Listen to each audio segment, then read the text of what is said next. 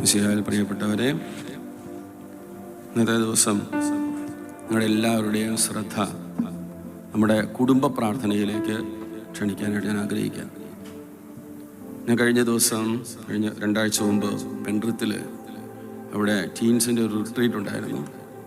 അപ്പോൾ അവർക്ക് പ്രാർത്ഥനയെക്കുറിച്ച് അവരോട് സംസാരിക്കാൻ വേണ്ടി ഞാൻ പോയി. അപ്പോൾ ഞാൻ കുഞ്ഞുങ്ങളോട് ചോദിച്ചു, എല്ലാ ദിവസവും പ്രാർത്ഥിക്കുന്ന വീട്ടിൽ നിന്ന് വരുന്ന കുട്ടികൾ കൈവെക്കാൻ പറയും. കുട്ടികൾ വളരെ സത്യമുള്ളവരാണ്. 49 കുട്ടികളാണ് അതിനകത്ത് പാർട്ടിസിപ്പേറ്റ് ചെയ്തത്. നിയർലി 13-14 പേര് കൈവക്കി. അപ്പോൾ ഞാൻ ഓർത്തു, ഇത് നമ്മുടെ ഇടവകയിലെ സ്റ്റാറ്റിസ്റ്റിക്സും അതും വളരെ കറക്റ്റാണല്ലോ. 30% ബിലോ ആണ്.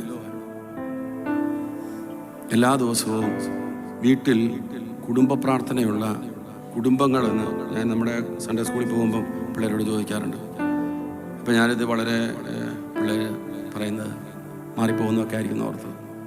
പക്ഷേ മറ്റൊരു ഇടവകയിൽ നിന്നുകൂടെ അത് കണ്ടപ്പം ഇതൊരു ഓൾമോസ്റ്റ് കറൻറ്റ് സ്റ്റാറ്റിസ്റ്റിക്സ് ആണെന്ന് എനിക്ക് തോന്നി. I will show you the statistics later. അപ്പോൾ നമുക്കിന്ന് കുടുംബ പ്രാർത്ഥനയെക്കുറിച്ച് നമുക്ക് ചിന്തിക്കാം. ജോൺ പോൾ II മാർപ്പാപ്പ നമ്മളോട് പറയുന്നത് വീട് ഒരു പ്രാർത്ഥനയുടെ ആലയമാണെന്നാണ്. പ്രാർത്ഥനയുടെ ആലയം. ജീവിതത്തെ ഒരു വീടിനൊരു ജീവനുണ്ട്, ഒരു വീടിനൊരു ജീവിതമുണ്ട്. ആ ജീവിതത്തെ പ്രാർത്ഥനയുടെ ജീവിതമാക്കുന്നത് വീട്ടിൽ നടത്തുന്ന കുടുംബ പ്രാർത്ഥനയാണ്. അപ്പോൾ നമുക്ക് സ്വയം ചോദിക്കേണ്ട ചോദ്യം, നമ്മുടെ വീട്ടിലെ കുടുംബ പ്രാർത്ഥന നമ്മൾ എങ്ങനെയാണ് അസസ് ചെയ്യുന്നത്? ഇപ്പോൾ ഈശോയുടെ മുന്നിൽ ഇരുന്ന് ചോദിക്കണം. എൻ്റെ വീട്ടിൽ എല്ലാ ദിവസവും കുരിശ് വരാന്ന് പറഞ്ഞ പരിപാടി നടക്കുന്നുണ്ടോ?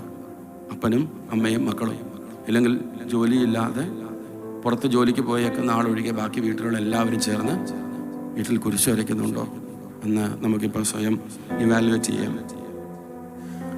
നമ്മുടെ സിറോ മലബാർ സഭയുടെ വളരെ പ്രസിദ്ധനായ വിശുദ്ധൻ ചാവറപ്പിതാവ് ഒരപ്പൻ മക്കൾക്ക് അയച്ച കത്തുകൾ, ചാവരുൾ എന്ന് പറയുന്ന ലെറ്ററുണ്ട്. അതിനകത്ത് കുടുംബ പ്രാർത്ഥനയെക്കുറിച്ച് പറയുന്നത്, you shall not avoid your family prayer at any cost.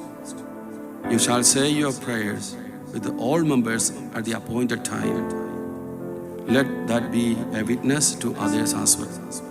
അതുപോലെ തന്നെ ചാവറപിതാവ് പറയും, children must be taught to say their prayers at an early stage.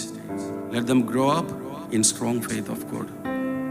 വിശ്വാസത്തിൽ ചെറുപ്രായത്തിലെ വളർത്തണം.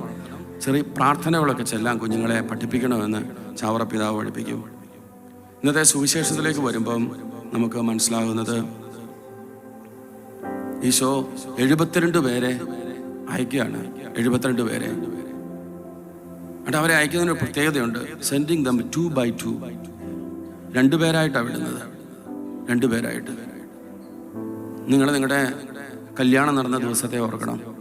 കല്യാണത്തെക്കുറിച്ച് 2 പേരായിട്ട് ഈശോ നമ്മളെ വിടുമായിരുന്നു, നിയോഗിക്കുമായിരുന്നു. ഈശോയ്ക്ക് പോകാനുള്ള ഇടത്തിലേക്ക് 2 പേരായിട്ട് നിങ്ങളെ വിടുമായിരുന്നു. അപ്പോൾ അങ്ങനെ പോകുന്നവർക്കുള്ള ഇൻസ്ട്രക്ഷനാണ് ഇന്നത്തെ സുവിശേഷം. ഈശോ പറഞ്ഞു ഇതാണ്, go, I am sending you out like lambs among walls.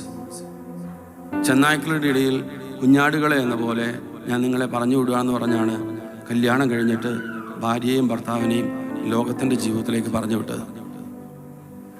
അപ്പോൾ ആ ഈശോ പറഞ്ഞതിനകത്ത് ഇന്നത്തെ സുവിശേഷത്തിനകത്ത് ഏതാനും ചില ഫ്രേസസ് മാത്രമാണ് നമ്മുടെ ഇന്നത്തെ വചന വിചിന്തനത്തിനായിട്ട് നമ്മൾ ധ്യാനിക്കുന്നത്.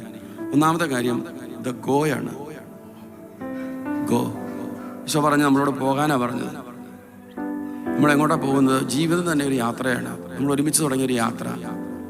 ഈ യാത്രയിൽ നമുക്ക് ക്ഷീണമുണ്ട്, മടുപ്പുണ്ട്, ബുദ്ധിമുട്ടുണ്ട്, വെറുപ്പുണ്ട്, ക്ഷമിക്കാനുള്ള പ്രയാസങ്ങളുണ്ട്, ജോലിയുടെ ഭാരങ്ങളുണ്ട്, അങ്ങനെ ഒരുപാട് കാര്യങ്ങൾ ഈ ജീവിതത്തിലുണ്ട്. അപ്പോൾ എന്നാ സംഭവിക്കുന്നത്? ദൈവത്തിൻ്റെ കൂടെ നടക്കേണ്ട നമ്മൾ പുറകോട്ട് പോകും. ദൈവം മുന്നേ പോകും. ഒരുമിച്ച് തുടങ്ങിയ യാത്ര. പക്ഷേ ജീവിതത്തിൻ്റെ ഭാരത്തിനും പ്രാരാബ്ധത്തിനും ഇടയിൽ നമ്മൾ പുറകോട്ട് പോകും. അങ്ങനെ പുറകോട്ട് പോകും നമ്മൾക്ക് ദൈവത്തിൻ്റെ പേസിനൊപ്പിച്ച് നടക്കാനുള്ള ടൈമാണ് കുടുംബ പ്രാർത്ഥന. നമ്മുടെ നഷ്ടപ്പെടുന്ന ജീവിതയാത്രയുടെ സ്പീഡിനെ റീറ്റെയിൻ ചെയ്യാനുള്ള സമയമാണ് കുടുംബ പ്രാർത്ഥന. അതുകൊണ്ട് കുടുംബ പ്രാർത്ഥന നടത്തുന്ന കുടുംബങ്ങൾ ദൈവത്തോട് വളരെ അടുത്തടുത്ത് വരും. രണ്ടാമത്തെ കാര്യം ഈശോ ഇന്നത്തെ സുവിശേഷത്തിൽ പറഞ്ഞു, pray to the Lord of the harvest. പ്രാർത്ഥിക്കണം. വളരെ എവിഡൻ്റ് ആയിട്ടുള്ള കമാൻഡാണ്. പ്രാർത്ഥിക്കണം. നിങ്ങൾ പ്രാർത്ഥിക്കാനുള്ള കമാൻഡ്. അത് ഓപ്ഷണൽ അല്ല, അത് നമ്മുടെ ചോയ്സ് അല്ല. കുടുംബ പ്രാർത്ഥന ഓപ്ഷണലല്ല, കുടുംബ പ്രാർത്ഥന ചോയ്സ് അല്ല. പ്രാർത്ഥിക്കണം എന്നുള്ള ഈശോയുടെ രണ്ടുപേരൊരുമിച്ച് ആരംഭിച്ച യാത്രയുടെ കമാൻഡാണ് പ്രാർത്ഥിക്കണം. ഇപ്പം കുടുംബ പ്രാർത്ഥന ഒരിക്കലും മാറ്റിവെക്കരുത്. ഒരുപാട് ഇംപെർഫെക്ഷൻസ് ഉണ്ട് നമ്മുടെ കുടുംബ പ്രാർത്ഥനയിൽ. ചെറിയ പിള്ളേരൊക്കെ ഉണ്ടെങ്കിൽ പിള്ളേരിരുന്ന് വഴക്കുണ്ടാക്കും. അവിടെ അവർ ചില വീട്ടിലാണെങ്കിൽ കുരിശ് വരയ്ക്കുന്ന സമയത്താണ് ഇവരുടെ ഏറ്റവും വലിയ അഭ്യാസ പ്രകടനങ്ങൾ. അപ്പോൾ അതേ തുടർന്ന് കുരിശുവര എന്നാൽ പിന്നെ കുരിശുവര വേണ്ടാന്ന് വെച്ചേക്കാം. ഇങ്ങനെയുള്ള ഇംപെർഫെക്ഷൻസ് എല്ലാം വീട്ടിലുണ്ട്. ചിലപ്പോൾ പിള്ളേർ വഴക്കുണ്ടാക്കും, ചിലപ്പോൾ പിള്ളേർ ഇരുന്ന് ഉറങ്ങിയിരിക്കും, ചിലപ്പോൾ പിള്ളേർ ഏറ്റുപോയെന്നിരിക്കും, ചിലപ്പം ജോലി കഴിഞ്ഞ് വന്ന് കെട്ടിയാൽ അന്നേരം കുളിക്കാൻ പോകുന്നത്. ആർക്കറിയാം, ഇതൊക്കെ നടക്കും. അതാണ് നമ്മുടെ വീട്. ഒരുപാട് ഇംപെർഫെക്ഷൻസ് ഉള്ള ഇടമാണ്. പക്ഷേ ഈ ഇംപെർഫെക്ഷൻസിനോട് കൂടി നമ്മൾ ഒരുമിച്ച് ഈശോയുടെ മുമ്പിലിരിക്കണം. അതാണ് ഈശോ ആഗ്രഹിക്കുന്നത്. അതാണ് പ്രാർത്ഥിക്കാനുള്ള കമാൻഡ് നമ്മളോട് പറയുന്നത്. പിന്നെയുള്ള കാര്യം ഈശോ പറഞ്ഞു, നിങ്ങളൊരു വീട്ടിൽ കയറുമ്പം ആ വീടിനെ സമാധാനം ആശംസിക്കണം.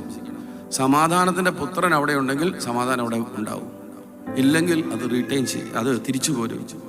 If someone who promotes peace is there, your peace will rest on them.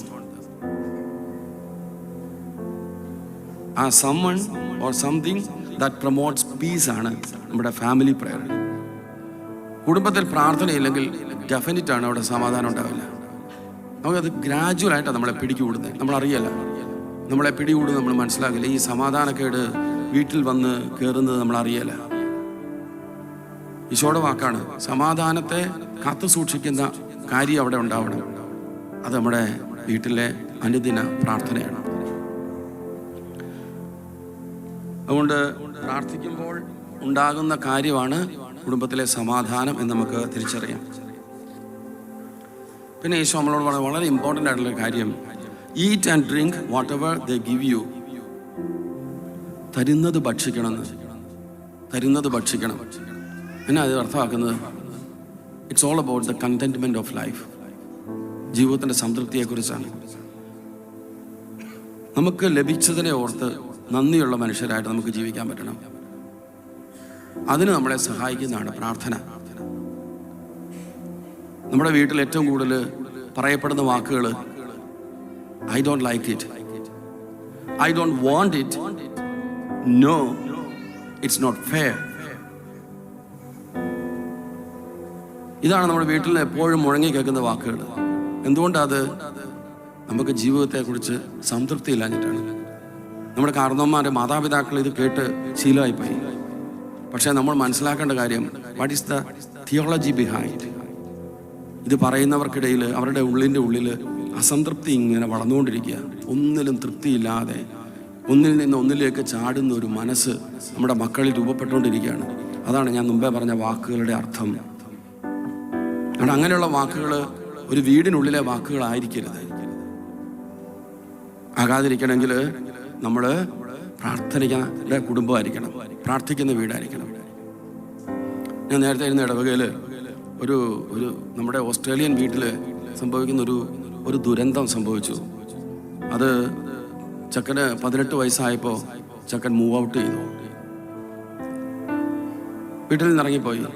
ഒരു ദിവസം അവൻ്റെ സ്കൂളിലെ മാർക്കിനെ കുറിച്ച് വീട്ടിൽ സംസാരിച്ചു. സ്കൂളിൽ നിന്നൊരു ഇമെയിൽ വന്നു. അപ്പോൾ അപ്പൻ ഇത്ര ദേഷ്യക്കാരനായിരുന്നു. അപ്പൻ 2 വണ്ണം പറഞ്ഞു. അതേ തുടർന്ന് പിറ്റേ ദിവസം രാവിലെ ഞാൻ പോവാണെന്ന് പറഞ്ഞ് ചെറുക്കൻ ഇറങ്ങിപ്പോയി. ആ വീട് കണ്ണീരിൻ്റെ ഒരിടമായി. അമ്മ നിൽക്കാൻ പറഞ്ഞ് പുറകെ ചെന്നു. ഭയങ്കര സ്ട്രോങ് അല്ലേ പിള്ളേർ, ഭയങ്കര സ്ട്രോങ് ബിൽഡ്. പോയി ഒരാഴ്ച കഴിഞ്ഞ് I am safe, I am okay എന്നുള്ള മെസ്സേജ് മാത്രമേ ഉള്ളൂ. അവനെവിടെയാണെന്ന് അറിയത്തില്ല. 3 ആഴ്ച 4 ആഴ്ച കഴിഞ്ഞപ്പോൾ ഇവൻ അമ്മയ്ക്കൊരു മെസ്സേജ് ഇട്ടു, can I come back, this is your home, please come. അമ്മ മെസ്സേജ് ഇട്ടു. മകൻ അന്ന് രാത്രി തിരിച്ചു വന്നു. പിന്നീട് ആ അപ്പനോട് പറയായിരുന്നു, അന്ന് കുരിശ് വരച്ചു. അവൻ തിരിച്ചു വന്നതേ ഉള്ളൂ. ആ വീട്ടിലെ ആരും അല്ലാത്തവനെ പോലെ അവൻ ജീവിക്കുന്നത്. ആരുമല്ലാത്തവനെ പോലെ. രണ്ടാമത്തെ ദിവസം അവൻ കുരിശുവരയ്ക്ക് വന്നിരുന്നു. മൂന്നാമത്തെ ദിവസം അവൻ അമ്മയ്ക്ക് സ്തുതിയല്ലേ, എന്നിട്ട് അപ്പനോട് സ്തുതിയില്ല. കാരണം അപ്പനാണല്ലോ അവനോട് ഹർട്ട് ചെയ്തത്. ഒരാഴ്ച കഴിഞ്ഞപ്പോൾ ഈ എല്ലാ ദിവസവും ഈ സ്തുതിയല്ലെന്ന പാറ്റേണ് സഹോദരങ്ങൾക്കും അമ്മയ്ക്ക് സ്തുതിയിലിടാൻ മുറിയിലേക്ക് പോകാൻ. ഒരാഴ്ച കഴിഞ്ഞപ്പം ഒരു ദിവസം അവൻ ഈ കുരിശുവര കഴിഞ്ഞപ്പം അപ്പനെ കെട്ടിപ്പിടിച്ച് കരഞ്ഞുകൊണ്ട് അപ്പനെ സ്തുതിയല്ലേ. ആ കുടുംബം വളരെ സന്തോഷമായിട്ട് പിന്നെ മുന്നോട്ട് പോയി. അപ്പം എന്നോട് അയാൾ പറയാണ്, എല്ലാ ദിവസവും കുരിശു വരയ്ക്കുന്ന, എല്ലാ ദിവസവും പ്രാർത്ഥിക്കുന്ന എനിക്ക് എന്തുകൊണ്ട് ഇത് സംഭവിച്ചു എന്ന് ഞാൻ ചിന്തിച്ചു. പക്ഷെ എനിക്ക് പിന്നീട് മനസ്സിലായി, എല്ലാ ദിവസവും ഞങ്ങൾ നടത്തുന്ന കുടുംബ പ്രാർത്ഥനയാണ് ഞങ്ങളെ ഒരുമിപ്പിച്ചത്, ഞങ്ങളെ ചേർത്ത് പിടിച്ചത്. അതുകൊണ്ട് ഈ ജോൺ പോൾ സെക്കൻഡാണ് കുടുംബ പ്രാർത്ഥനയെക്കുറിച്ച് ഏറ്റവും കൂടുതൽ പ്രസംഗിച്ചിട്ടുള്ള, എഴുതിയിട്ടുള്ള മാർപ്പാപ്പ. അദ്ദേഹം പറയും, family prayer is a way of life. അത് നമ്മുടെ എമർജൻസിയിൽ വിളിക്കേണ്ട ആംബുലൻസ് അല്ല ഫാമിലി പ്രെയർ, മറിച്ച് it's a way of life. ജീവിതത്തിൽ നമ്മളെപ്പോഴും സൂക്ഷിക്കേണ്ടതാണ് കുടുംബ പ്രാർത്ഥനയെന്ന്. ഇനി ഒന്ന് രണ്ട് കുഞ്ഞു കാര്യങ്ങൾ കൂടി. ഈശോ പറഞ്ഞത് ചെന്നായ്ക്കളുടെ ഇടയിലേക്ക് കുഞ്ഞാടുകളെ എന്ന പോലെ അയക്കുന്നു എന്നുള്ളതാണ്. എന്താണ് നമ്മൾ കൺഫ്രണ്ട് ചെയ്യുന്ന ചെന്നായ്ക്കൾ എന്തെല്ലാമാണ്? അടുത്തതാണ് നിങ്ങളുടെ സ്റ്റാറ്റിസ്റ്റിക്സ്. അമേരിക്കയിലെ സ്റ്റാറ്റിസ്റ്റിക്സ് അനുസരിച്ച് 55% അമേരിക്കക്കാർ പ്രാർത്ഥിക്കുന്നവരാണ്, 55%. ഇറ്റലിയിൽ അത് 56%. UK-യിൽ 15% പ്രാർത്ഥിക്കുന്ന ആളുകൾ. ഓസ്ട്രേലിയയിൽ വായിക്കാം,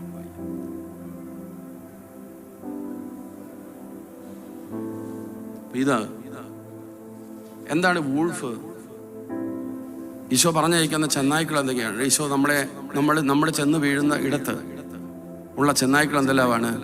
disturbed lives, fragmented days, race against time. സമയം ഓടി പിടിക്കണം, എക്സോസ്റ്റഡ് ആണ്, പിന്നെ ഒരുപാട് ആവശ്യങ്ങളുണ്ട്.